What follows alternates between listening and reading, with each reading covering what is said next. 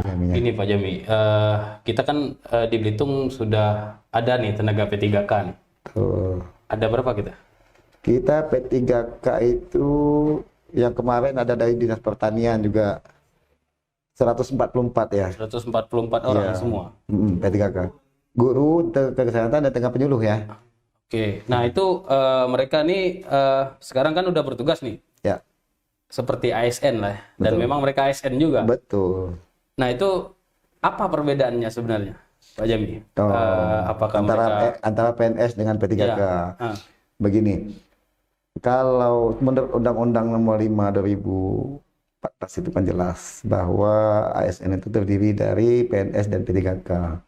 PNS itu adalah pegawai negeri aparatur sipil negara yang diangkat berdasarkan syarat-syarat tertentu menjadi pegawai negeri sipil.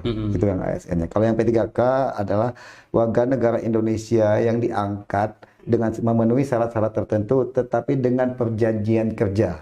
Oke. Nah, artinya ada perjanjian yang harus mereka penuhi. Nah, perjanjiannya bagaimana?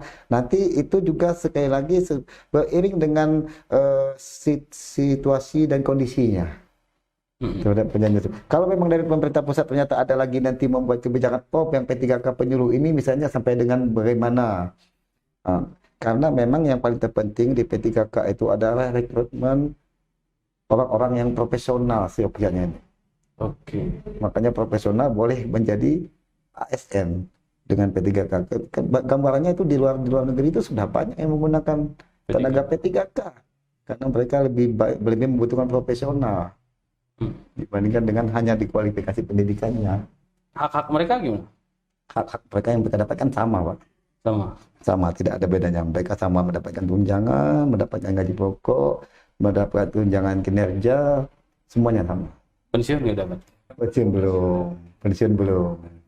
Karena sekali lagi karena tadi dibatasi dengan perjanjian kerja. Kita belum tahu kapan akan ini belum kita yang penting gini saja. Kita bekerja baik-baik saja dulu, kita berpikir positif dulu kerja ini kan dan kita bersyukur. Itu aja dulu kata kuncinya itu. Jangan kini mentang-mentang seolah-olah dengan perjanjian kerja bekerja tidak maksimal, tidak profesional kan.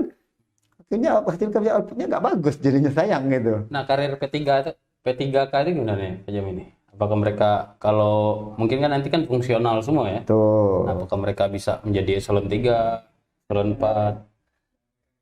Jadi gini, itu jelas itu di ketentuannya bahwa sebenarnya sekarang ini kita arahan Presiden Jokowi itu sudah jelas bahwa kita sudah memotong mata rantai yang panjang-panjang di birokrasi. Makanya dalam satu OPD itu hanya 2 eselon tersisa. Jadi kalau di pusat eselon tersisa hanya eselon 1 dan eselon 2. Artinya eselon 3 pun nggak ada. Artinya profesionalnya itu di fungsional itulah kalau kita mau berbicara profesional. Silakan kawan-kawan fungsional karena mereka mendapatkan tunjangan fungsional juga yang sesuai dengan apa yang mereka kerjakan. Di kami di kabupaten hanya tersisa 3 eselon, 2 eselon, eselon 2 dan eselon 3. Nah itu, jadi profesional itulah yang bekerja yang P3K itu, karena kami butuh mereka gitu. Berarti P3K ini ada harapan nih untuk menjadi eselon 3? Tidak, kita tidak berbicara sampai dengan eselon. Kalau mereka tetap berbicara di fungsional. Oke, berarti karirnya cuma fungsional aja nih? Karena memang ketika memang fungsional itu, coba kan nggak, mohon maaf nih Pak Desa, sebenarnya jabatan struktural itu sudah nggak banyak. Betul.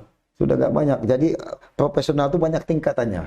Fungsionalnya itu pratama, madya, ada yang terampil, ada yang utama. Nah, untuk mencapai jenjang itu saja membutuhkan waktu berapa lama itu? Belum lagi nanti mereka harus bikin dupaknya, belum lagi bikin apa. Dengan tingkat itu dengan profesionalis sama mereka harus membuat seperti begitu.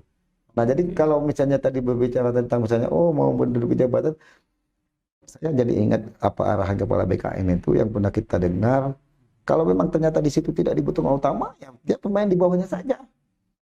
Fungsionalnya. Nah gitu. Yang penting mereka profesional.